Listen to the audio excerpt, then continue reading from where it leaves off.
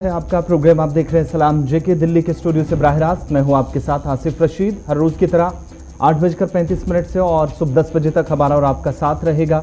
मुख्तलिफ मौज़ूआत हैं जिन पर हम बात करेंगे। बैनुल-अक़वामी सतह की कुछ खबरें हैं, कुछ तफसीलात मिल रही हैं इस वक्त मुख्तलिफ मालिक से, वो आपके सामने रखेंगे।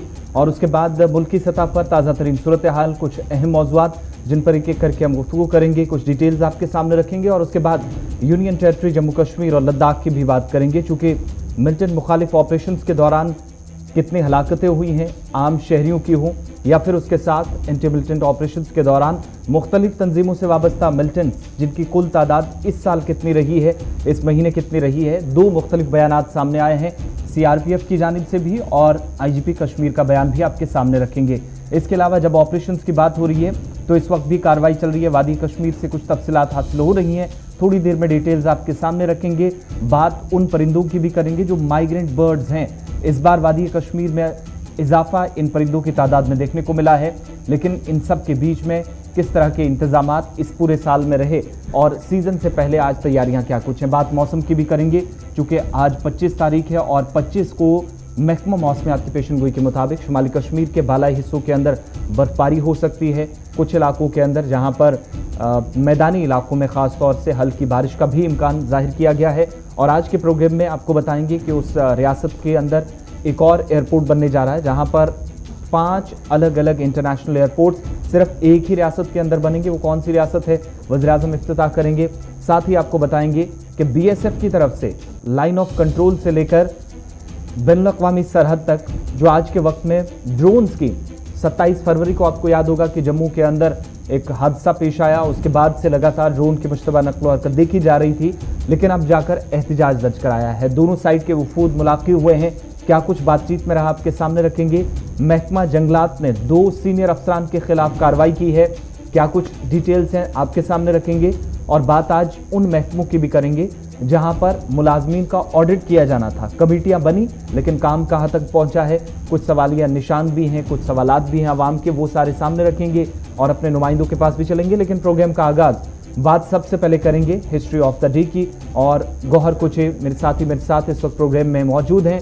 आगाज़ हिस्ट्री ऑफ द डे से, यानी आज 25 तारीख है और आज के दिन के कुछ अहम वाक़यात आपके सामने। गौहर, शुक्रिया आसिफ। तो प्रोग्राम की शुरुआत में आज जो बात करेंगे आज की तारीख के दिन के हवाले से, यानी कि आलमी सतह पर कुछ अहम वाक़ात हैं जो हुए हैं आज 25 नवंबर, और इस हवाले से क्या कुछ हुआ आज 25 नवंबर में वो हम आपको बताएंगे। 1759 में दमिश्क और बैरूत में तबाहकुन ज़लज़ले से 40,000 लोगों की मौत हुई है, यानी कि वो आज ही का दिन था।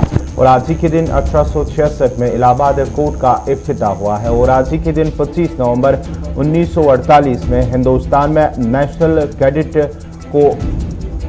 का क़याम अमल में लाया गया, वो आज ही का दिन था। 1948 यानी कि 25 नवंबर आज ही का दिन था। और आज ही के दिन साल 2004 में पाक कश्मीर कमेटी सदर परवेज़ मुशर्रफ के कश्मीर फार्मूले को मुस्तरद कर दिया गया है। और आज ही के दिन 1965 में फ्रांस ने अपना पहला सैटेलाइट खुला में छोड़ा था। और आज ही के दिन 1974 में नेपाल में एक पुल गिरने से तकरीबन 140 अफराद हलाक हुए थे, यानी कि वो 25 नवंबर का ही वाक़या था, इंसिडेंट था जब यह हुआ है, जिसमें से 140 अफराद हलाक हुए थे। नेपाल के अंदर 1974 में एक पुल गिरने से 140 अफराद की मौत हुई है। तो ये थी तारीख में कुछ अहम वाक़ात जो हमने आपके सामने रखे हैं। तो बढ़ते आगे, अब करेंगे खबरों की शुरुआत, और खबरों की शुरुआत करेंगे आसिफ रशीद। चलिए शुरुआत कुछ बैनुल-अक़वामी खबरों से करते हैं और उसके बाद अब एक एक करके मुल्क की तरफ आएंगे। जो इस वक्त अंदरूनी सूरत हाल है उस पर बात करेंगे। थोड़ी देर में जम्मू कश्मीर भी आपको लिए चलेंगे, जहां से एक बड़ी खबर भी मिल रही है। लेकिन शुरुआत उस खबर से फ्रांस के अंदर, जहां पर एक दर्दनाक हादसा हुआ है और बड़े पैमाने पर इस वक्त ऑपरेशन चल रहा है। इस हादसे में जहां कश्ती उलट गई है, फ्रांस से इंग्लैंड जा रही कश्ती पलटी है, 20 से ज़ायद तारकीन वतन डूबकर हलाक हो गए हैं। 34 के आसपास बताया जाता है जो इब्तदाई रिपोर्ट सामने आ रही है। इस कश्ती में सवार लोग थे, लेकिन इस दौरान बैलेंस खराब होने से कश्ती शुमाली बंदरगाह कैलिस के करीब डूब गई और तकरीबन 34 में से 20 लोगों की मौत की तस्दीक कर दी गई है। और हालांकि कुछ रिपोर्ट्स 31 भी बता रही हैं, लेकिन ऑफिशियल कंफर्मेशन जो सरकार की तरफ से की गई है कि 20 लोगों की डेड बॉडीज रिकवर कर ली गई हैं। और बताया ये जाता है कि वेस्टर्न बैंक से बोट इंग्लैंड की तरफ जा रहा था, मगर उस वक्त ये तारकीन वतन जो अपनी जान बचाने के लिए एक मुल्क से दूसरे मुल्क भागे थे, 31 माइग्रेंट जो बॉर्न ब्रिटेन में है, बरतानिया जाने वाले लोग जिनकी जान चली गई है। एक जॉइंट ऑपरेशन ब्रिटिश फोर्सेस की तरफ से और रेस्क्यू टीमें जो लगातार तो कर रही हैं, लेकिन बताया यह जाता है कि इस कश्ती में तमाम के तमाम लोग या तो इंग्लैंड के उन इलाकों से थे जहां पर आमतौर पर लोगों की माइग्रेशन ज्यादा देखी गई है, वो फ्रांस की तरफ निकल जाते हैं, या फ्रांस से माइग्रेशन करने वाले लोग इंग्लैंड के इलाकों की तरफ जाते हैं। तो ये कश्ती भी फ्रांस से इंग्लैंड जा रही थी। 20 लोगों की डेड बॉडीज रिकवर हो चुकी हैं, 34 कुल इसमें सवार थे जिनकी तस्दीक हुई है और 31 के आसपास अमवात हुई हैं। ये तो वो खबर जो इस वक्त बैनुल-अक़वामी सतह पर काफी ज्यादा सुर्खियों में है। रेस्क्यू टीमें इस वक्त कार्रवाई में मसरूफ जरूर हैं, लेकिन 20 लोगों की डेड बॉडीज अभी तक रिकवर हो सकी हैं।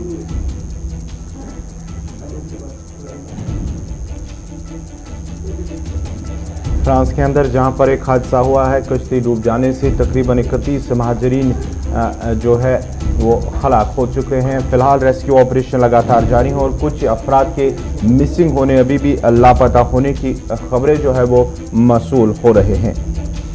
चलिए बढ़ते हैं आगे। बात एक मुल्क की सतह पर एक बहुत बड़ा सर्वे हुआ है और सर्वे वजारत सेहत की जानिब से किया गया है। हर साल ये सर्वे होता है, नेशनल फैमिली हेल्थ सर्वे। इस बार जो सामने आया है इसमें कुछ बड़े आंकड़े सामने आए हैं और जाहिर तौर पर ये आंकड़े आने थे क्योंकि वबाई सूरत हाल में बहुत सारी चीजें महदूद हो गई। आबादी के धमाके का खतरा जो मुल्क को मुसलसल सता रहा था वो नहीं है, एक तो ये तस्दीक कर दी गई है।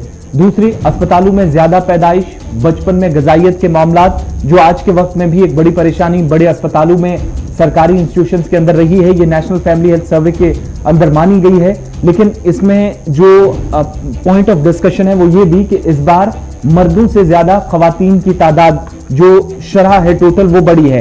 तकरीबन 1020 खवातीन 100 मर्दों के बराबर हैं, यानी इनके मुकाबले आज के वक्त में इस सर्वे के मुताबिक 1020 खवातीन 1000 मर्दों की। जिस तरीके से आप सर्वे देखते हैं साल 2011 में हुआ था कि 1000 into 1000 कितना उसमें खवातीन की तादाद कम हुआ करती थी, लेकिन आज 1000 मर्दों के मुकाबले 1020 खवातीन मुल्क के अंदर हैं।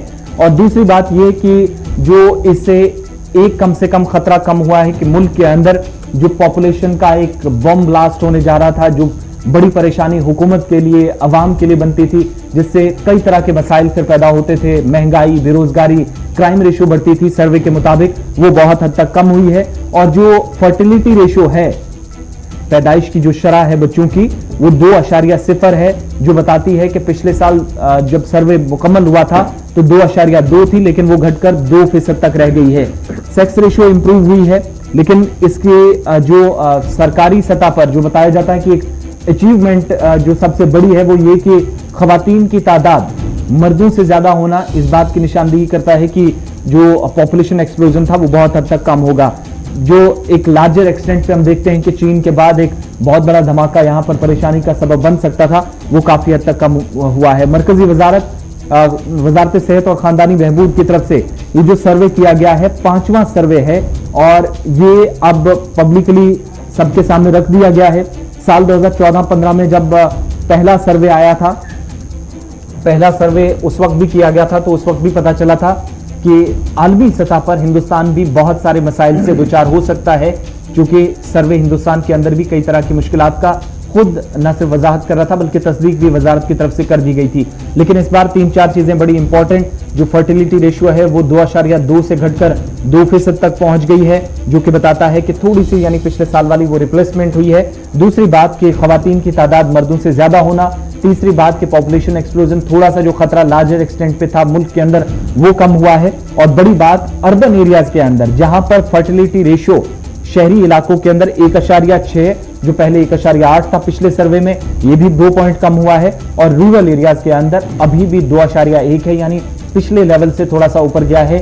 शहरों के मुकाबले गांव के अंदर जो बच्चों की पैदाइश की शरह है वो तकरीबन 2.1% है इस ताजा तरीन सर्वे के मुताबिक। दूसरी बात ये इसमें बड़ी इंपॉर्टेंट है, तकरीबन जो ओवरऑल सर्वे किया गया है, चौथा और पांचवा सर्वे, जो चौथा पिछला सर्वे किया गया था और पांचवा, इसमें फर्क सिर्फ यह है कि इंप्रूवमेंट हुई है एक तो बहुत सारी रियासतों के अंदर फर्टिलिटी रेशियो में और अर्बन एरियाज के मुकाबले रूरल एरियाज में, गांव के अंदर, देहात के अंदर फर्टिलिटी रेशियो बड़ी है। यह सर्वे बताता है 4 और 5 में यह फर्क रहा है।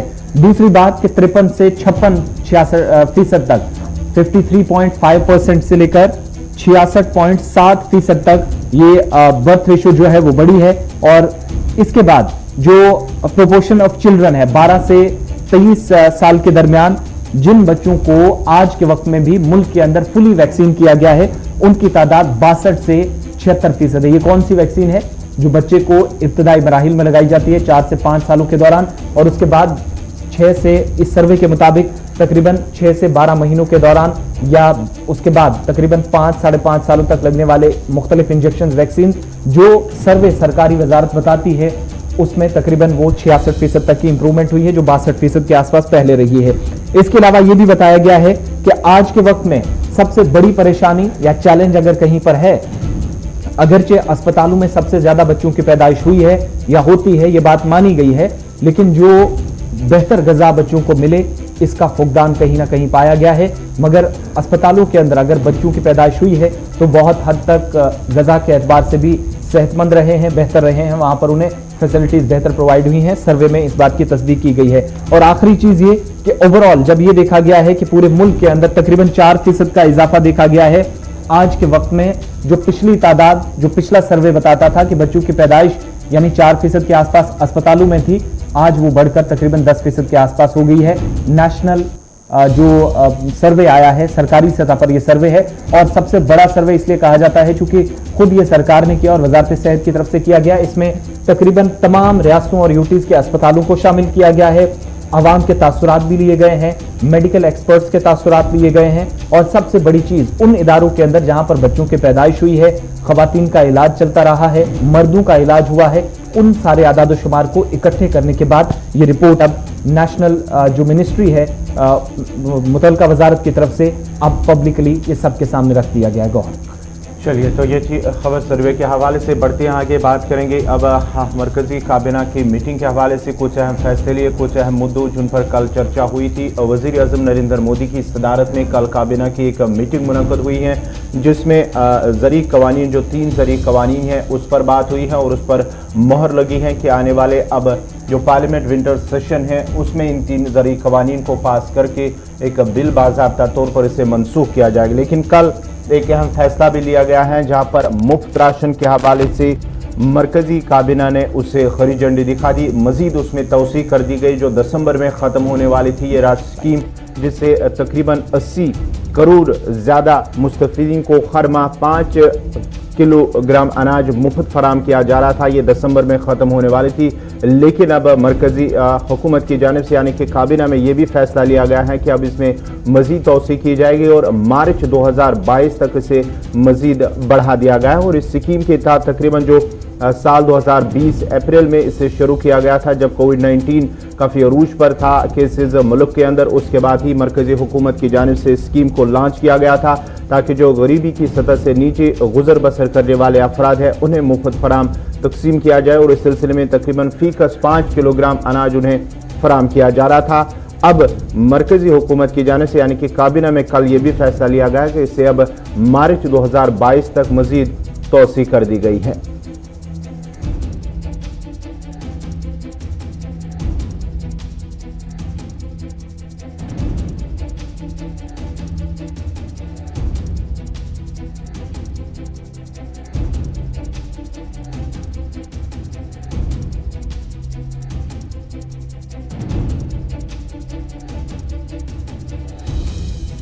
अन्न योजना के माध्यम से देश के लगभग 80 करोड़ से ज़्यादा लोगों को 5 किलो गेहूं या चावल मुफ्त में देने की योजना, जो मार्च 2020 से लेकर अब तक लगभग 15 महीने तक देश के करोड़ों को देने का काम किया है, करोड़ों लोगों को देने का काम किया है, उसमें दिसंबर 2021 से लेकर मार्च 2022 तक 4 महीने के लिए बढ़ाने का निर्णय किया गया है। इस पे कुल मिलाकर 344 करोड़ रुपया खर्च आएगा और ये जो अगले 4 महीने दिसंबर 2021 से मार्च 2022 तक इसको लागू करने का निर्णय।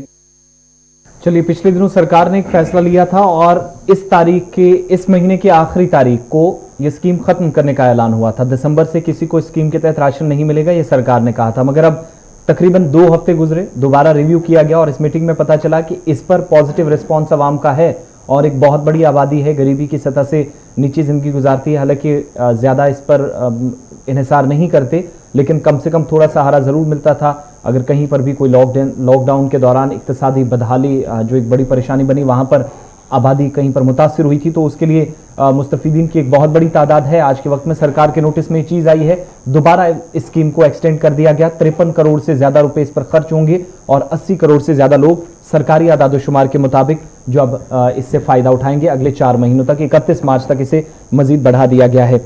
अब बात जरा हो रही है वज़ीर-ए-आज़म की, फटाफट से आपको बात बताते हैं और उसके बाद सीधा आपको कश्मीर लिए चलते हैं। और आज वज़ीर-ए-आज़म का उत्तर प्रदेश दौरा है और उस रियासत की बात करते हैं जहां पर 5 बैनुल-अक़वामी हवाई अड्डे होंगे। जीवर नोएडा बैनुल-अक़वामी हवाई अड्डे का आज संग बुनियाद वज़ीर-ए-आज़म रखेंगे और ये वो हवाई अड्डा है जिसको बड़े पैमाने पर जो जदीद आलात की यहाँ पर कमी बाकी एयरपोर्ट्स के अंदर पाई जाती है, वो यहाँ पर बहुत कम देखी जाएगी। जल्द ही वाहिद रियासत वो बन जाएगी उत्तर प्रदेश, जहां पर 5 बैनुल-अक़वामी हवाई अड्डे होंगे। वज़ीर-ए-आज़म तकरीबन इस जीवर एयरपोर्ट पर जो नोएडा में जीवर नोएडा बैनुल-अक़वामी हवाई अड्डे के नाम से जाना जाएगा, 1 बजे के आसपास यहां पर पहुंचेंगे और गौतम बुद्ध नगर में नोएडा में बैनुल-अक़वामी हवाई अड्डे का वो संग बुनियाद रखेंगे।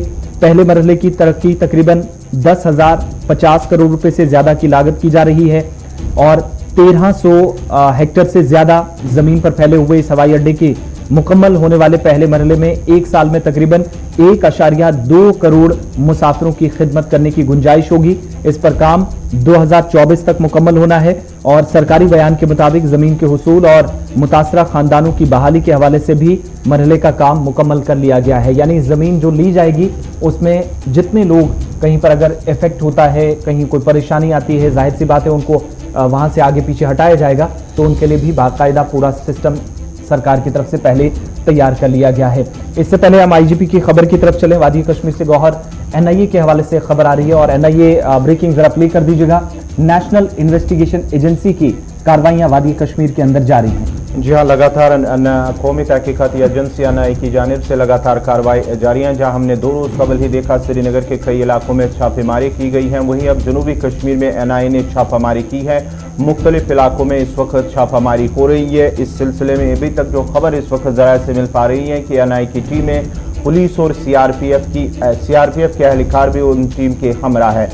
लगातार हमने देखा है कि 2 रोज कबल ही श्रीनगर के अमीरा कदल और साथ ही साथ दीगर कई अहम मकामात पर एनआईए की जानिब से छापेमारी, जिसमें से ह्यूमन राइट्स के कारकुन जो है उन्हें गिरफ्तार किया गया था और उससे पहले ही उनके दफ्तर और उनके घर पर भी छापामार कार्रवाई की गई है।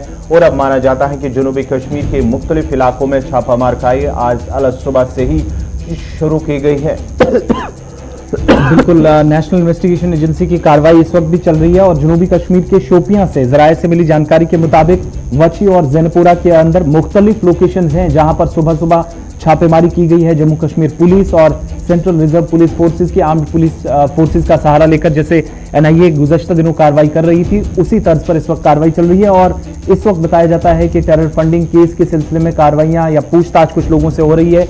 एहतियाती कुछ लोगों को एहतियातन हिरासत में भी लिया जा सकता है, लेकिन इब्तदाई जो रिपोर्ट्स आ रही हैं कि फिलहाल कार्रवाई चल रही है। सुबह सुबह ये छापे पड़े हैं और अलग अलग लोकेशन शोपियां के अंदर, बिलखुसूस वची और जैनपुरा के अंदर जो अभी तक रिपोर्ट्स मिल रही हैं वहां पर कार्रवाई हुई है। इस वक्त एनआईए कार्रवाई सुबह जो ऑपरेशन तकरीबन शुरू हुआ था इस वक्त भी चल रही है। चलिए, ये थी एनआईए के हवाले से खबर जहां जनूबी कश्मीर में एनआईए की छापामारी हुई है। अब बढ़ते आगे बात करेंगे आईजीपी कश्मीर विजय कुमार की जानिब से एक बयान के हवाले से, जहां उन्होंने कल शाम जब रामबाग इलाके में 3 मिलिटेंटों की हलाकत हुई है उसके बाद ही शाम देर गए उनकी जानिब से एक बयान भी सामने आया है, जिसमें उन्होंने कहा है कि रवां साल के दौरान तकरीबन अब तक जो है 144 मिलिटेंटों की हलाकत हुई है। IGP कश्मीर ने कहा है कि मुख्तलिफ मिलिटेंट मुखालिफ ऑपरेशन के दौरान अब तक रवां साल के दौरान 144 मिलिटेंट हलाक हो चुके हैं, जबकि 2 सिविलियन भी हलाक हुए हैं। क्रॉस फायरिंग के दौरान उन्होंने ये भी इसमें कहा है कि 2 सिविलियन की मौत हुई है। क्रॉस फायरिंग के दौरान उन्होंने अपने बयान में कहा है कि तकरीबन अगर हम गुज़श्ते साल की बात करेंगे तो 207 मिलिटेंट गुज़श्ते साल हलाक हुए हैं, जिनमें से 1 सिविलियन भी क्रॉस फायरिंग में मारा गया है। और इस साल अभी तक जो मिलिटेंट मुखालिफ ऑपरेशन हुए हैं उनमें से 144 मिलिटेंट हलाक हो चुके हैं और जिनमें से 2 सिविलियन क्रॉस फायरिंग में भी हलाक हो चुके हैं। और इस बीच जो ताज़ा तरीन बयान है IGP कश्मीर का, उसमें ये पता चलता है कि यानी 2 शहरियों की जो गुज़श्ता दिनों हैदरपुरा एनकाउंटर में 2 शहरियों की हलाकत की खबर आई, उनकी उन्होंने दोबारा तस्दीक की है इस बयान में भी। और दोनों शहरियों का उन्होंने जिक्र किया, हालांकि सिर्फ हैदरपुरा का उन्होंने नाम नहीं लिया, लेकिन शहरियों की बाद में इंतजामी की तरफ से तस्दीक की गई थी। लाशें भी वाहिकीन के सुपुर्द की गई। 144 जहां मिलिटेंट हलाक हुए, 2 शहरी इनका पुलिस बयान के मुताबिक जो IGP कश्मीर कहते हैं कि क्रॉस फायरिंग में मारे गए। दूसरी बात, इस साल के दौरान 144 ये पिछले साल के मुकाबले जो पुलिस के या सिक्योरिटी फोर्सेस के आदादोशुमार हैं 207 मिलिटेंट 2 से बहुत कम है मुख्तलिफ ऑपरेशंस के दौरान। और साउथ की कश्मीर के अंदर और सेंट्रल कश्मीर के अंदर ज्यादा कार्रवाइयां पिछले साल के मुकाबले इस बार हुई हैं, जहां पिछले साल नॉर्थ और साउथ ज्यादा सुर्खियों में रहा था। तो पुलिस बयान के मुताबिक inspector general Kashmir zone Vijay Kumar के बयान के मुताबिक कि इस बार ज्यादा साउथ और सेंट्रल कश्मीर में कार्रवाइयां हुई हैं।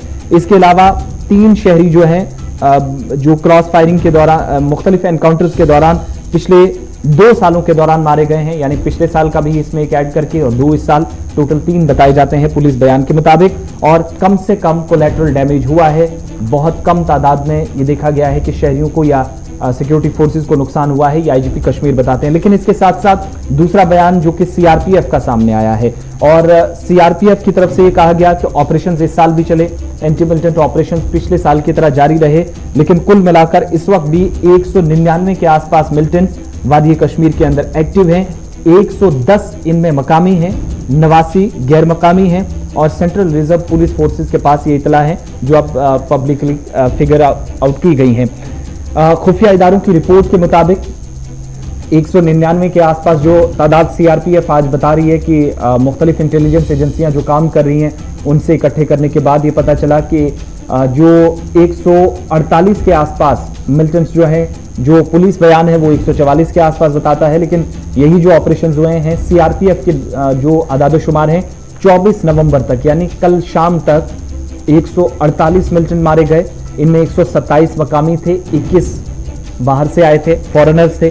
और पुलिस बयान के मुताबिक 100 के करीब जो इस वक्त कंपनियां थी वो इसलिए जब तैनात की गई तो अब तक की सबसे ज्यादा तैनाती अगर हुई है तो वो इसी साल हुई है 100 कंपनियों को लगाकर, जिसका मतलब ये हुआ कि इन काउंटर टेररिज्म ऑपरेशंस में तेजी लाई गई है।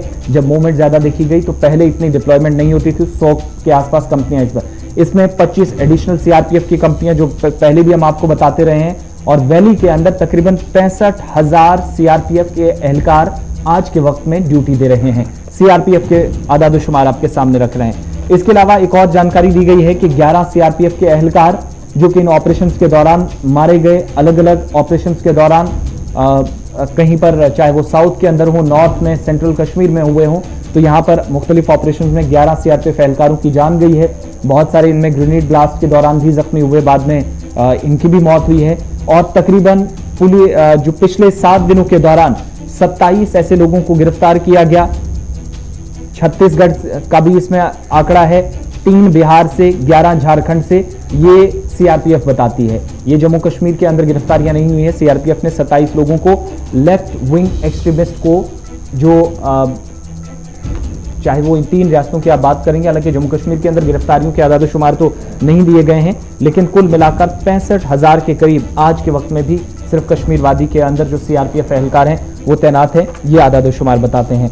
अब बात जरा BSF की भी करते हैं और उसके बाद हम ब्रेक पे जाएंगे।